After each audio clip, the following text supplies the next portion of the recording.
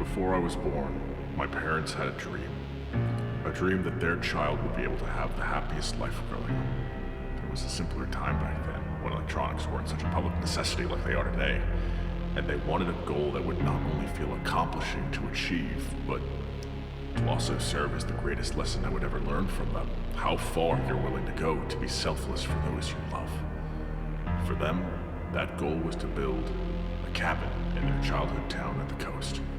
A place that was wide open and filled with all possibilities for it to grow even further. And the lengths they went to reach that goal were anything but extraordinary. They reserved all the time they ever had to work towards it. Even the free time they shared together was limited.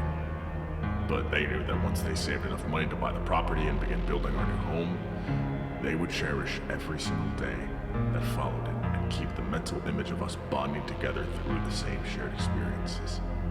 They knew the task wouldn't be easy, and over time they had to downsize their expectations in favor of separating those goals for later down the line. But they didn't care.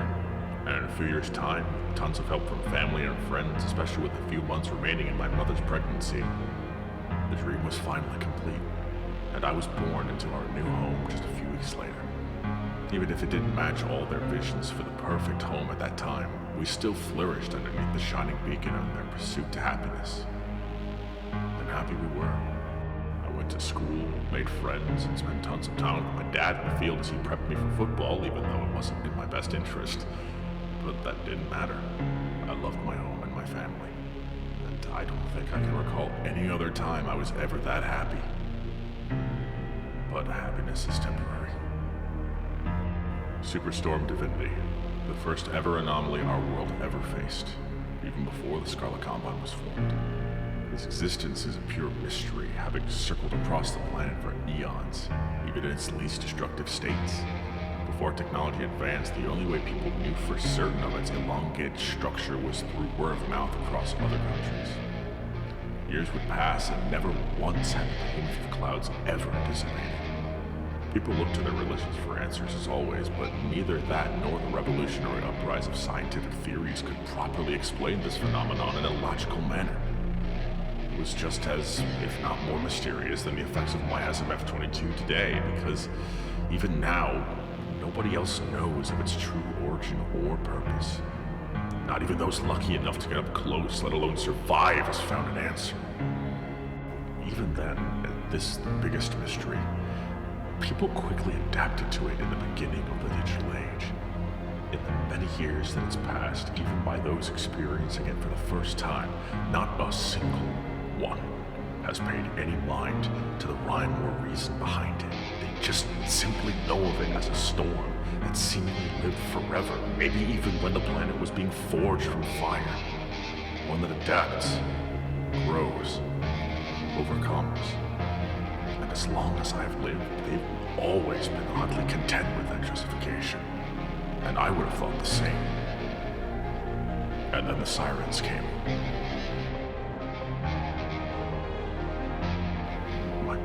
My parents quickly rushed to get me out of the house, seating me with a family friend that came to help us out with getting our belongings out of the house. My father told me that they were going to be right behind us, but just as he was about to get his truck ready to leave, my mother bolted to the house. He ran after her, yelling at us to leave, and we just drove. I don't recall the words, but I absolutely remember the constant rapid pounding within my heart as I looked back at my parents struggling with each other before running inside. And just before it was out of our sight, the lights went out and the doors shut with them inside, as the behemoth-sized tornado's path led him right towards the very house that my parents spent years building for all of us. I didn't know better. I believed they were safe, that they somehow made it out of there, that they were going to meet us. Years passed, and I kept telling myself that. But nobody came.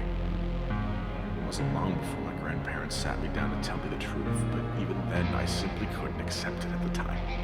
I saw 3 different therapists throughout the remainder of my childhood, and they all said the same thing, that I was in denial because of my father's last words to me. It started getting troublesome to my child self that I began asking questions about their lack of proof. was. I was just avoiding accepting to see it because they knew I didn't want to be stripped of what my parents gave to me. And so, 5 years after it happened, one day we drove to the property. No repairs nor cleanup had been done since the place was destroyed. It was a fucking mess. I entered past the door frame. All the rooms were completely unrecognizable through wear and tear. And as I stood there for what felt like hours, my brain was still adjusting the cogs in place before the realization came that my mother would never want to leave this house behind, and my father wouldn't have put me with our friend if he wasn't trying to put my safety over his in case she did something drastic. I finally teared up, dropping to my knees as I sobbed away in my old home before screaming for my mom and dad. My grandparents and therapists were there to comfort me, but in that moment, I truly felt alone. I thought if I had waited long enough, I would meet them again. In the same vein that if I waited long enough for people to join in on that recreated experience on the day the quake struck, I thought they'd realize they're not alone. But they didn't live with it like I did. Even the one person that tried couldn't do it. And I realize now, I have to be the one to take action through the chaos.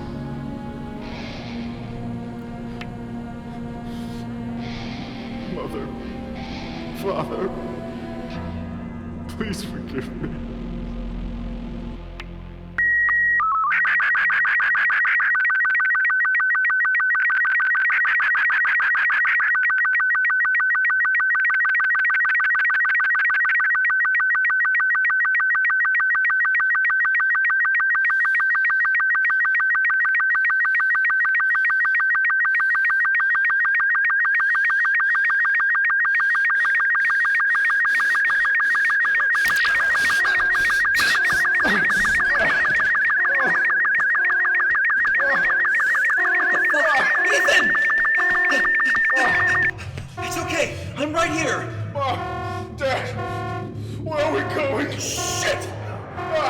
This is Duncan. I need medical.